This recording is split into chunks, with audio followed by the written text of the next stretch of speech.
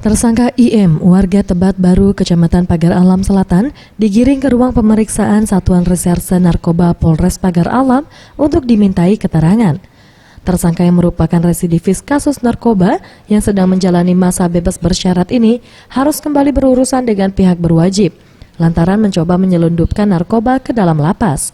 Dari tangan tersangka, polisi mengamankan 10 paket ganja kering, kertas papir, serta alat penghisap sabu atau bong. Kapolres Pagar Alam AKBP Pambudi mengatakan, setelah mendapat laporan dugaan upaya penyelundupan narkoba ke dalam lapas, pihaknya langsung melakukan razia kepada pengunjung dan penghuni lapas. Setelah melakukan penggeledahan kepada tersangka, polisi menemukan barang bukti narkoba. Tersangka dan barang bukti kemudian diamankan ke Mapolres Pagar Alam.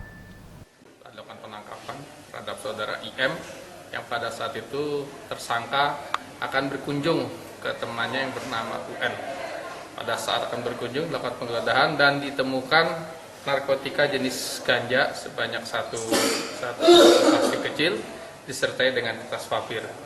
Kemudian samping itu tersangka sendiri juga napi yang sedang bebas bersyarat.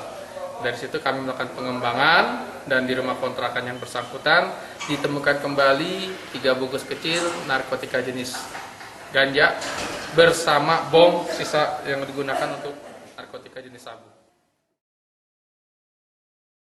Tersangka dan barang bukti kini masih diamankan di Mapolres Pagar Alam untuk kepentingan penyidikan. Dari Kota Pagar Alam, Zulfikri, Sriwijaya TV.